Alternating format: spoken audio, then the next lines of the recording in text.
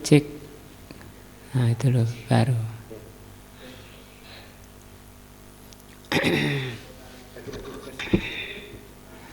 Bismillahirrahmanirrahim. Assalamualaikum warahmatullahi wabarakatuh. Alhamdulillahirabbil alamin wa bihi nasta'in ala amri dunya waddin. Asyhadu an la ilaha illallah wa asyhadu anna Muhammadan abduhu wa rasuluh. Allahumma shalli ala Muhammadin wa ala alihi wa sahbihi ajmain. Wa ba'du. Pelajaran kita pagi ini atau siang ini adalah akidah. Kita berada di dalam kitab syarah salah satu usul 3 dasar utama yang lalu telah diterangkan tentang tafsir surat Al-Asr wal asri. Selanjutnya kata beliau, qala Asy-Syafi'i, telah berkata Al-Imam Asy-Syafi'i rahimahullah. Beliau menjelaskan tentang surat Al-Asr itu. Asy-Syafi'i huwa Abu Abdillah. Imam Syafi'i itu adalah imam Ahlus Sunnah wal Jamaah. Nah, dan akidahnya akidah salaf. Huwa Abu Abdillah, beliau adalah Abu Abdillah. Ini nama kunyah ya, Abu Abdillah. Nama asli beliau Muhammad Ibnu Idris, bapaknya adalah Idris Ibnu Abbas bin Uthman bin Syafi' al-Hashimi al-Quraisy. Jadi beliau ketemu sama Nabi di Hashim, Bani Hashim. Artinya Imam Syafi'i ini juga orang Quraisy. Nah,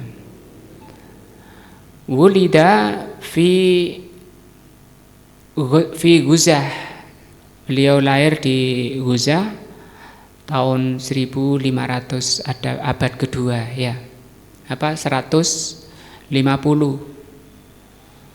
abad kedua ini. Di bawahnya tabi'ut tabi'in. Wa tufiya bi Mesir, beliau wafat di Mesir tahun 204. Wa huwa ahadul a'immah al-arba'ah. Beliau adalah salah seorang dari imam madhab yang 4. Alal jami' rahmatullah. Nah, semoga Allah merahmati beliau. Beliau menjelaskan atau mengatakan tentang surat Al-Asr yang telah kita bahas, wal asri itu. Kata beliau, kalau di pondok ini memang harus hafal ini kayak gini, ucapan pendek. Lauma anzalallahu hujjatan ala khalqihi, kalau Allah Subhanahu wa taala tidak menurunkan hujjah ya kepada makhluknya, tidak menurunkan ayat-ayat pada makhluknya, illa hadhi surata, kecuali surat ini, lakafathum, maka surat ini sudah mencukupi manusia, menyelamatkan manusia di dunia dan di akhirat. Beliau ucapkan ini karena agungnya, karena besarnya maksud atau tafsir daripada surat Al-Asr. Kita lihat syarahnya, penjelasannya. Muraduhu rahimahullah, yang dimaukan oleh Al-Imam Asy-Syafi'i, anna hadhihi surata, bahwa surat ini, surat Al-Asr ini, kafiyatun lil khalqi, cukup bagi makhluk, fil hassi. Jadi di sini fil hassi, bukan di dalam menjalani kehidupan, dalam beribadah, itu cukup. Maksudnya di dalam al-has ini cukup surat ini. Al-has itu mendorong, mengajak, menyeru manusia kalau ingin selamat berpegang pada surat ini. Kalau tidak ingin jadi penduduk neraka, berpegang pada surat ini. Fil hasi alat tamassuki, surat ini sudah cukup mendorong manusia untuk berpegang teguh bidinillah, dengan agama Allah. Dengan apa? Bil iman wal amalus saleh, yaitu dengan iman, amal saleh, wa dakwah, dan berdakwah ilallah, berdakwah kepada Allah, wasabru ala dzalika, sabar di atas ini, menempa dirinya dengan ilmu agar terus imannya bertambah, dan sabar mengamalkan amal saleh, ketaatan, dan sabar di dalam menyampaikan kebenaran itu atau berdakwah. Walaisa muraduhu, bukan bermaksud Imam Syafi'i itu mengatakan demikian, anna hadhihi surata kafiyatun lil khalqi fi jami'is syariati, bukan berarti surat ini mewakili seluruh syariat. Nah, wa qauluhu law ma anzalallahu hujjatan ala khalqihi, sampai selesai. Perkataan Al-Imam Syafi'i, sekiranya Allah tidak menurunkan hujjah kepada makhluknya kecuali surat ini, maka surat ini telah mencukupi manusia. Li'annal aqila, karena orang yang berakal, al-basira, yang dalam ilmunya, idza sami'a hadhihi surata, kalau mendengar surat ini, au qara'aha, atau membaca surat ini, fala budda an yas'a, pasti dia akan berusaha bangkit, dirinya bangkit, akan berusaha, akan bangkit ila takhlisi nafsihi, untuk membersihkan dirinya minal khusron, dari kerugian. Jadi dia akan berupaya semaksimal mungkin bagaimana jangan sampai dirinya itu jadi orang yang merugi. Di surah ayat ini sebagai jadi di dalam Islam itu harus berjalan dua. Kalau iman, amal soleh, dakwah, ini masuk tarbiyahnya, sementara melindungi diri dari kejelekan, dari kerugian, ini sadar dengan surat ini. Wa dzalika bittisafihi bihadhihi sifatil arba'i, cara menyelamatkan dirinya atau membebaskan dirinya dari kerugian dengan mensifati diri dengan 4 sifat ini: al-iman wal amalus saleh wa tawasi bil haq wa tawasi bis sabri. Nah, itu kalau orang ingin bebas dari kerugian.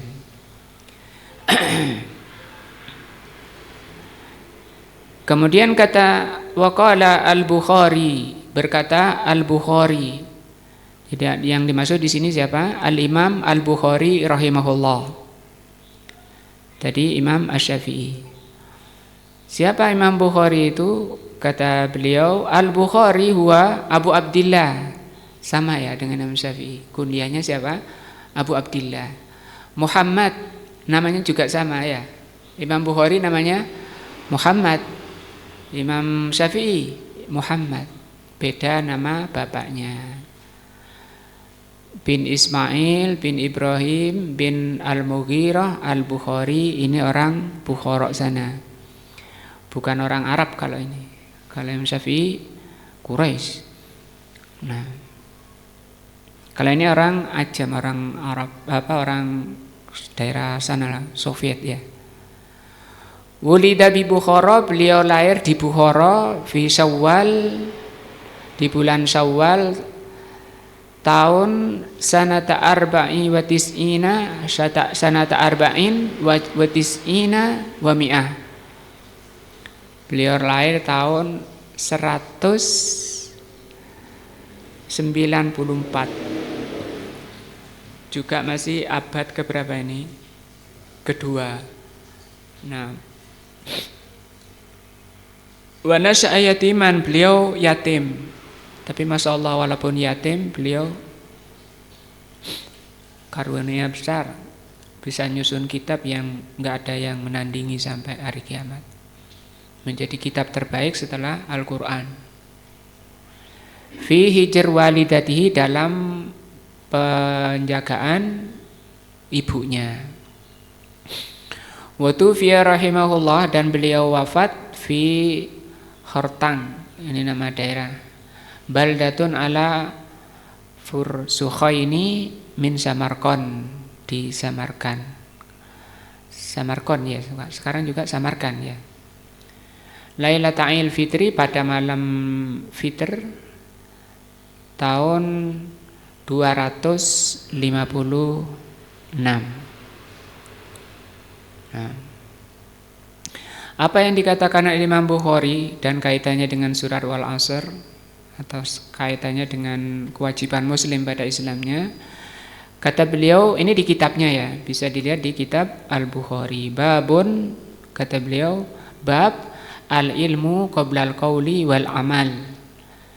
Kata Imam Bukhari, bab ilmu itu sebelum bicara dan beramal. Wa dalilu, dalilnya qauluhu ta'ala fa'lam. Ini dalil yang dibawa Imam Bukhari, itu ini surat Muhammad ayat 19. Fa'lam annahu la ilaha illallah wastaghfir li dzambika. Biasanya judul bab kalau Imam Bukhari itu ngambil dari isi dalil, isi ayat maupun hadis. Yang difahami dari ayat ini apa, itu beliau tulis jadi judul. Nah, seperti ini judulnya apa? Berilmu itu sebelum bicara dan beramal. Dalilnya fa'lam, fa'lam artinya ilmuilah, bahwasanya tidak ada yang berhak disembah kecuali Allah. Wastaghfir li dzambika, dan mohon ampunlah terhadap dosa-dosamu. Kata Imam Bukhari, fa bada'a bil ilmi qoblal qauli wal amal. Maka berilmu itu sebelum bicara dan beramal. Nah, kita lihat penjelasannya nomor 4. Kata beliau, istadallal Bukhari rahimahullah, Imam Bukhari berdalil bihadhil ayah, dengan ayat ini, surat Muhammad 19, ala wujubil bada'ati, atas wajibnya memulai bil ilmi, memulai dengan ilmu.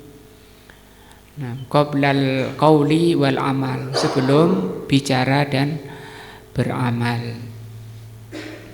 Ini kaidah ya, kaidah orang yang tidak merugi, kaidah orang yang selamat itu, kalau mau bicara atau mau berbuat, berilmu dulu. Kalau bukan ahlu sunnah, orang-orang hizbi, orang-orang ahlul bid'ah, pengikut hawa nafsu itu biasanya bicara dulu. Setelah banyak komplain baru cari dalil, atau bikin teori-teori dulu, bikin prinsip-prinsip dulu, nah baru cari dalil. Beda kalau orang-orang ahlus sunnah, orang-orang selamat itu orangnya diem, cari dalil dulu. Setelah itu difahami dengan pemahaman yang benar, baru beramal. Dalilnya mana? Ini perkataan Imam Bukhari, al-ilmu qoblal qawli wal amal. Wahada dalilun, maka ini merupakan dalilun asari, dalil asari. Yadullu ala annal insan, menunjukkan bahwa yang wajib bagi manusia ya'lamu awalan, belajar dulu. Nah, tsumma ya'malu tsaniyan, kemudian baru diamalkan. Jangan dibalik ya. Wa hunaka dalilun akli, ini juga, kalau ini tadi dalil akal, dalil asar, dalil yang tertulis di nas, itu dalil asar. Ada juga dalil akli, dalil secara akal. Kalau akalnya sehat itu pasti mencocoki dalil asari, pasti mencocoki nas. Artinya tidak ada nas itu bertentangan dengan akal sehat. Tidak ada dalil yang sahih bertentangan dengan akal sehat. Karena banyak orang nolak dalil karena nggak cocok sama akalnya. Sebenarnya yang rusak itu bukan dalilnya, akalnya yang rusak. Wa hunaka dalilun akli nadhari. Di sana juga ada dalil akal nadhari. Nadhari itu diteliti.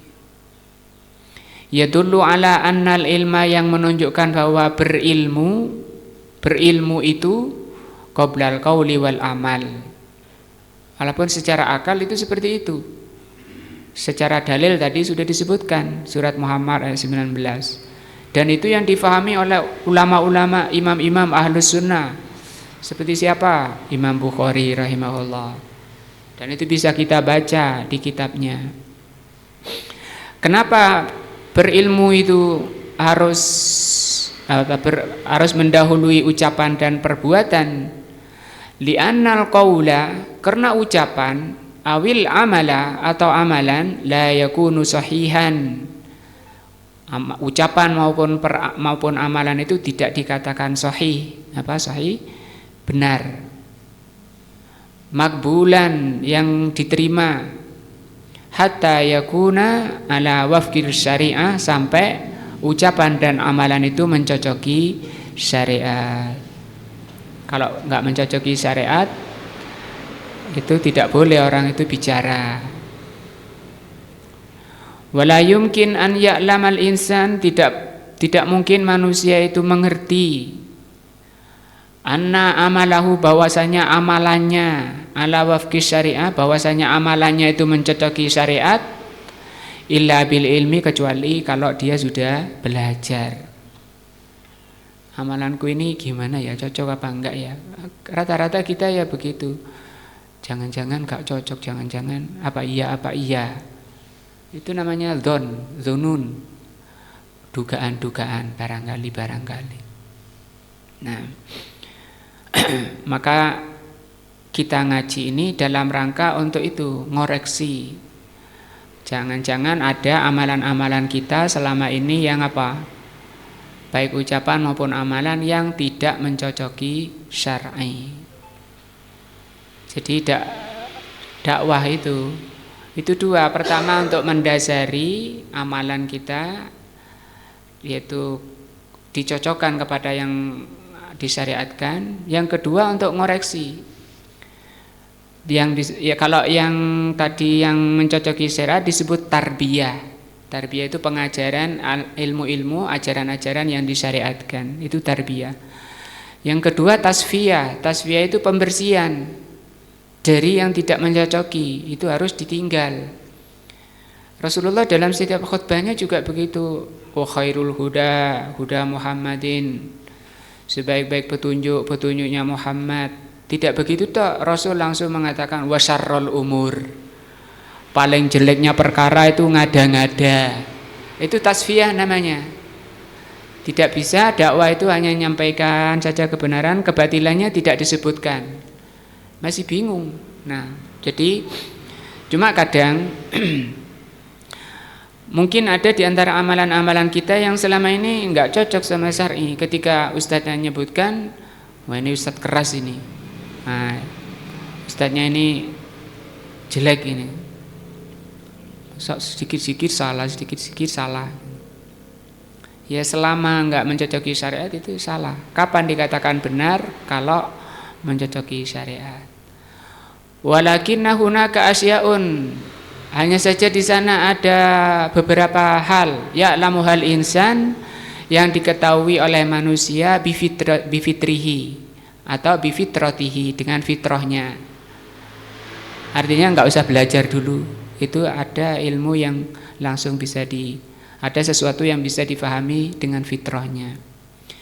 Kal ilmi, seperti pemahaman bi annallaha ilahun wahidun, bahwa Allah itu satu-satunya sesembahan. Ini Mas Hari yang paling hafal surat Al-A'raf 172 ini. Nah, alastu bi rabbikum, kata Allah. Diminta setiap mulai dari Nabi Adam itu sampai ke setiap turunannya. Sebelum dilahirkan ke dunia ini, Allah sudah mengadakan perjanjian tauhid kepada keturunan Bani Adam. Alastu bi rabbikum, kata Allah. Bukankah kalian menyaksikan bahwa aku ini Rabbmu, penciptamu? Qalu ini siapa? Keturunan Nabi Adam. Qalu itu jamak, kalau satu kola. Kalau qalu, ini bukan qalu ini kepada Nabi Adam, tapi kepada keturunannya. Nah, artinya setiap orang itu lahir fitrahnya sudah mengenal Allah. Ini bahwa yang berhak disembah itu Allah. Kemudian menghadap Allah kondisinya tidak mengesahkan Allah, dalam hidupnya di dunia itu tidak mengesahkan Allah, itu dia telah menyelisihi perjanjiannya dengan Allah. Dipalingkan oleh syaitan-syaitan, oleh pengaruh-pengaruh luar setelah lahirnya. Tapi Allah dengan rahmanya masih nurunkan, mengutus para rasul.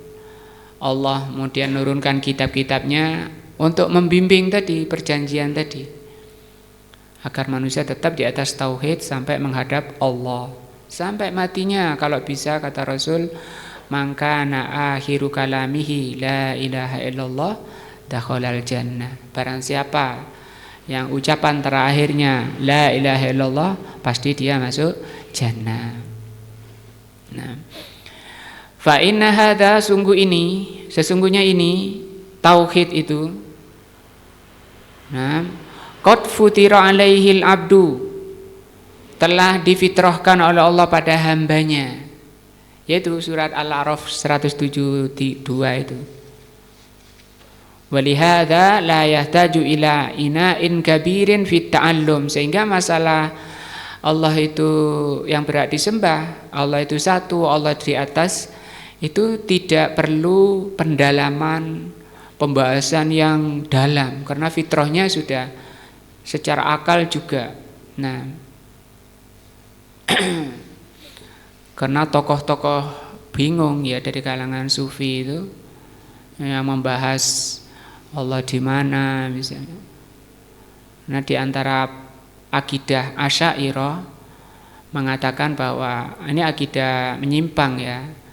Beliau mengatakan bahwa mereka mengatakan bahwa Allah itu tidak di dalam alam, tidak di suatu arah, tidak di dalam alam, tidak di kanan alam, tidak di kiri alam, tidak di atas, tidak di bawah. Nah, itu kata para ulama, ini ucapan ateis, meniadakan Allah.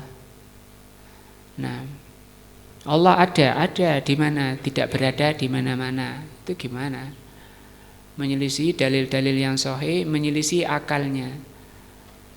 Ketika tokoh sufi, tokoh Asy'ariyah itu menyampaikan ini, nanti kita ketemu nanti sama penjelasan beliau itu. Ketika mereka mengatakan ini, ya Ustadz, coba dalil-dalil itu ditinggal dulu, kata dia. Kata muridnya ini, namanya Hamadani. Coba dalil-dalil yang bingungkan sampean itu ditinggal dulu.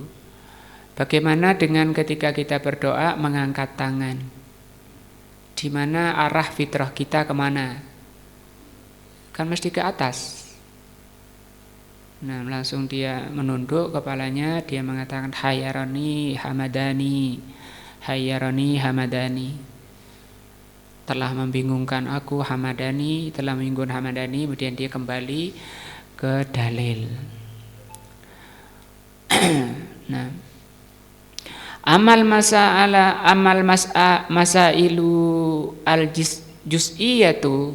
Adapun kalau masalah-masalah juz'iyah itu cabang. Kalau ini bukan, maksudnya bukan juz'iyah, ini masalah tauhid, masalah pondasi dasar Islam, akidah. Itu oleh Allah sudah difitrahi manusia, sudah diberi bekal bahkan sebelum lahir tadi itu. Surah Al-A'raf ayat 172. Fahiyallati tahtaju ila ta'allumin wa takrisi juhudin. Maka ini yang memang butuh pendalaman yang mendalam, butuh keseriusan menuntut ilmu tentang juz'iyah. Nah,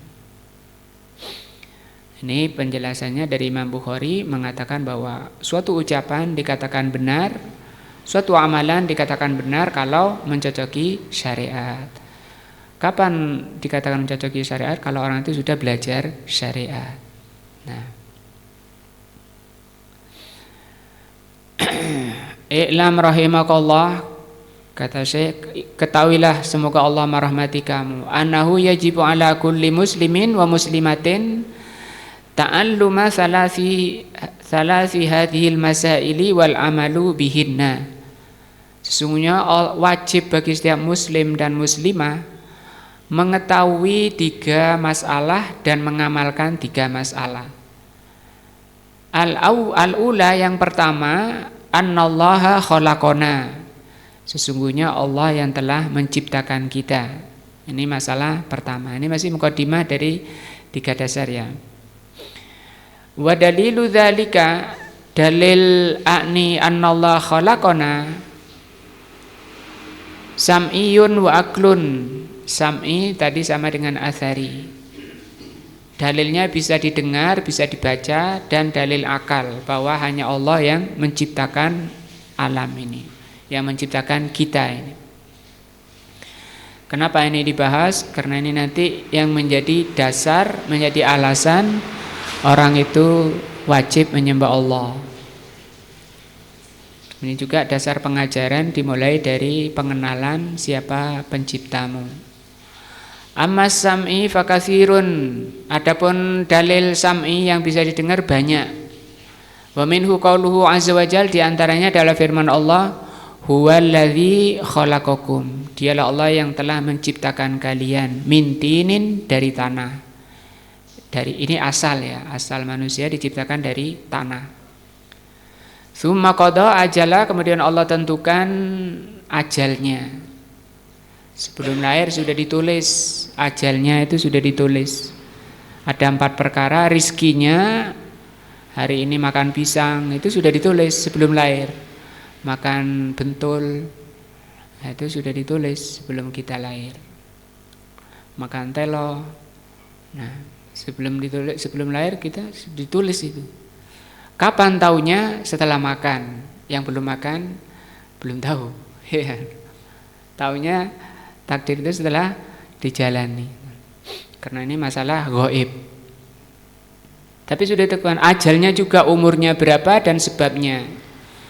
Tempatnya juga, matinya di Kalisat atau walaupun Pak Ahmad lagi di Jakarta, kalau takdirnya matinya di sini, dia pulang.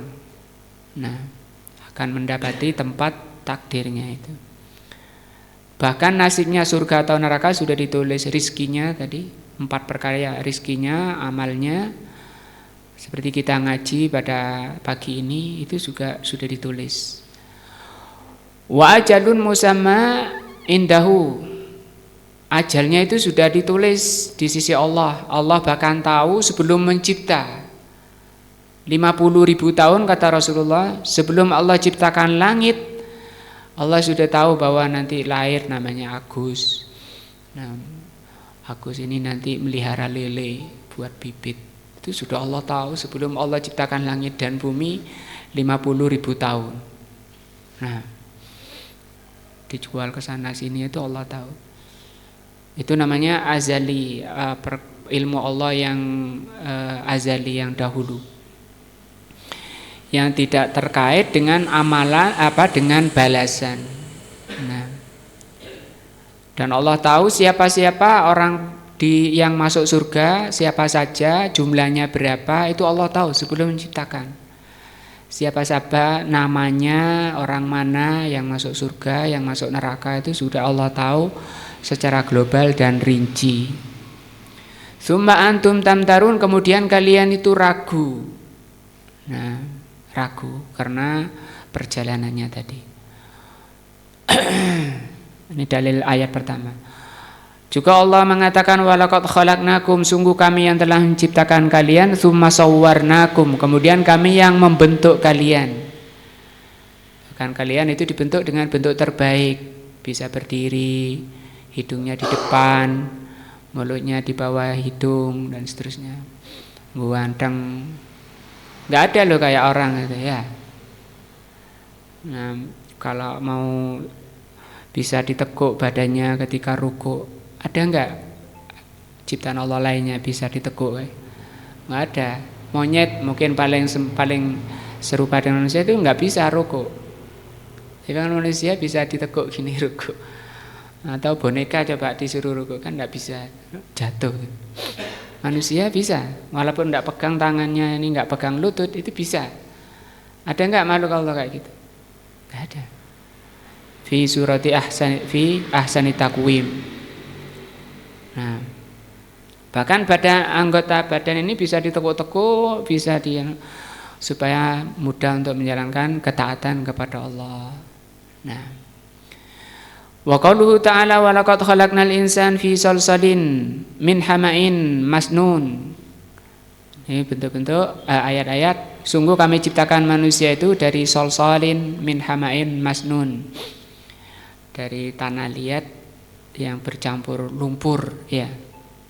Ini awal penciptaan. Wa min ayati, di antara ayat-ayat Allah, an khalaqakum min turabin. Asalnya dari debu, kemudian jadi endut lumpur. Summa idza antum basarun tantashirun. Kemudian kamu menjadi manusia yang menyebar. Kadang-kadang asalnya debu, akan asalnya tanah lumpur. Kalau tanah sih masih orang itu enggak masalah. Tapi keturunan Adam itu dicipta dari air yang menjijikkan, kata Allah, yaitu air mani.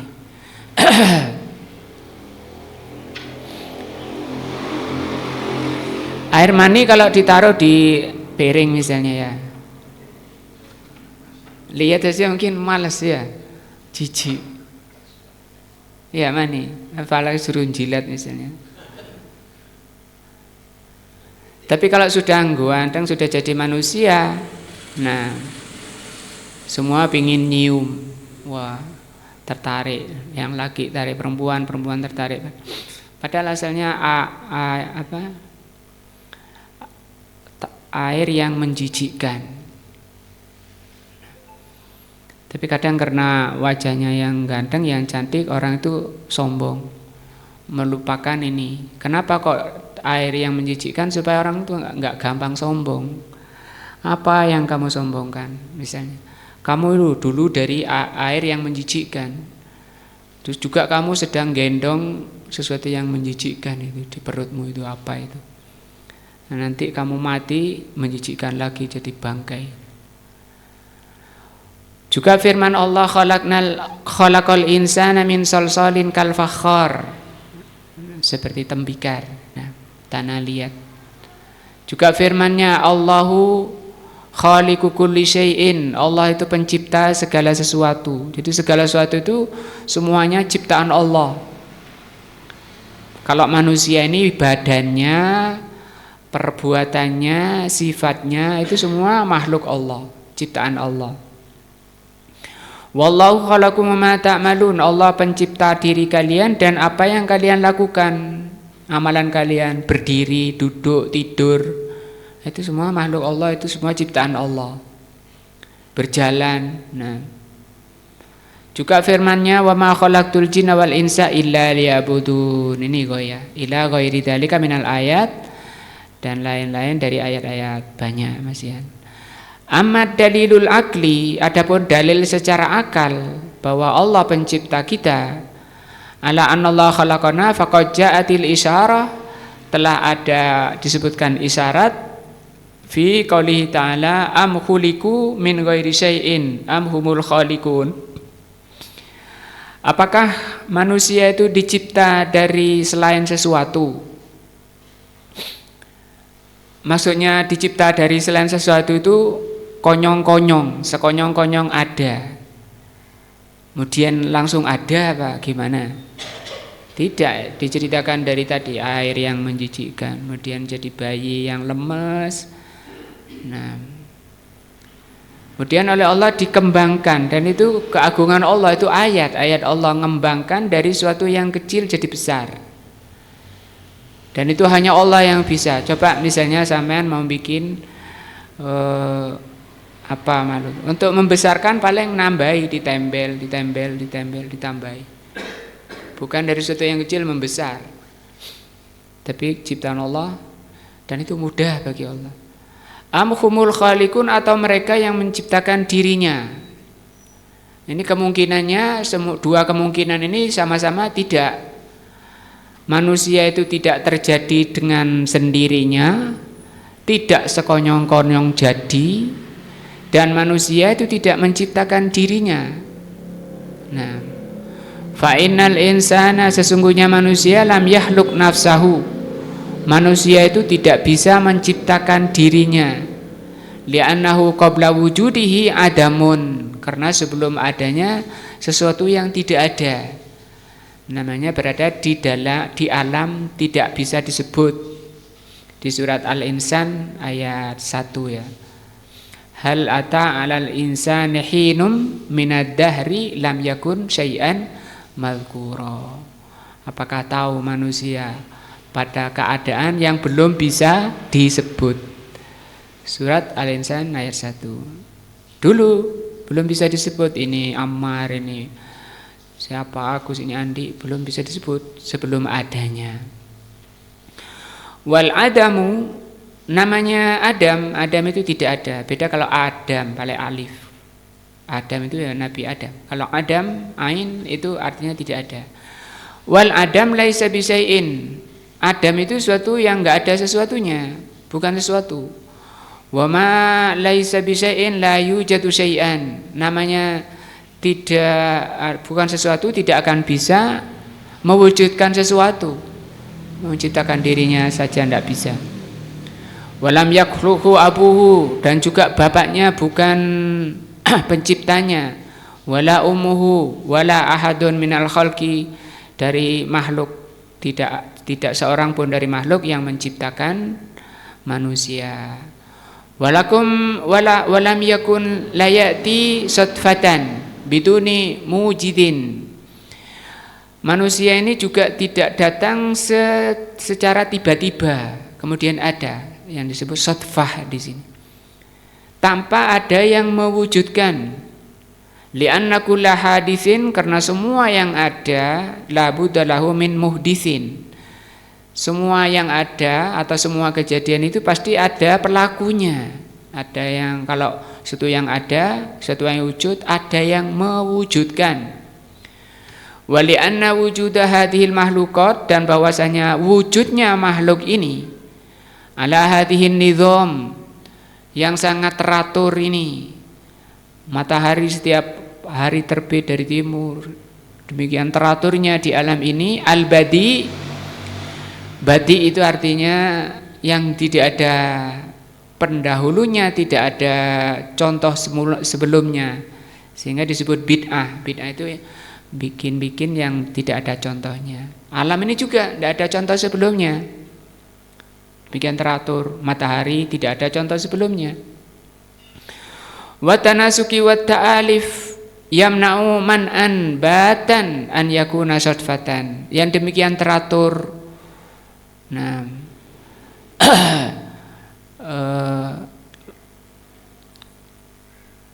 lombok misalnya ya, kalau sayur ya, lombok misalnya tiap hari ada ya, demikian tetap keadaannya seperti itu terus bersambung. Apakah dikatakan itu terjadi dengan sendirinya? Maka itu sangat tidak mungkin, kata beliau, terjadi dengan sendirinya. Id al-mujidu sodfatan laisa ala nidomin, karena kalau sesuatu itu terjadi dengan sendirinya, sekonyong-konyong, maka itu tidak akan teratur. Fi asli wujudihi, nah langsung ada, itu tidak akan teratur. Fa kaifa yakunu muntaziman hala baqaihi wa turihi, bagaimana kemudian sesuatu itu berkembang, tangan yang dari kecil tetap jadi tangan sampai besar. Nah, kalau itu terjadi dengan sendirinya, nanti tangan jadi kaki, kaki jadi tangan, dan seterusnya.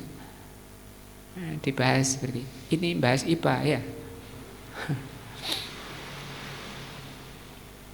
Wataturihi, dan perkembangannya. Fata'ayyana bihada, maka jelaslah dengan ini an yakunal khaliq, bahwa di sana ada pencipta.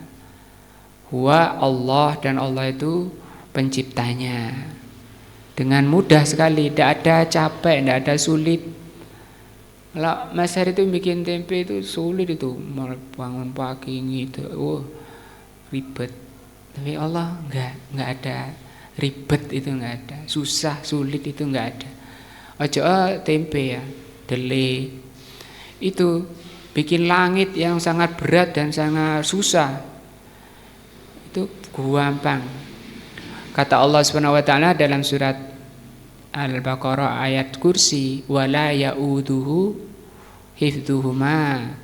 Tidak ada menjaga langit dan bumi, mencipta langit dan bumi, la ya'uduhu, tidak memberatkan Allah sama sekali. Menjaganya. Nah, wa huwa al-aliyul azim. Fala khaliqa wala amira.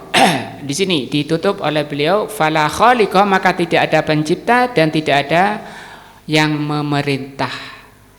Ya. Jadi yang berhak memerintah itu siapa? Yang mencipta. Ini harus ditanamkan kepada anak-anak kita yang masih kecil maupun anak-anak yang sudah tua seperti kita-kita ini. Ya seperti ini. Kenapa kamu nyembah Allah, beribadah kepada Allah? Karena Allah yang mencipta kita, yang mencukupi diri kita, yang membesarkan diri kita dari tidak ada menjadi ada, dari kecil, dari tidak bisa ngomong, dari lemah, didorong orang jatuh. Nah, sampai sekarang badannya kuat, sehat. Nah, illallah, kecuali Allah. Wa qala Allah taala, Allah mengatakan ala lahul khalqu wal amru. Ketahuilah sesungguhnya mencipta dan memerintah itu hanya hak Allah. Di sini didahulukan lahu, hanya hak Allah mencipta dan memerintah.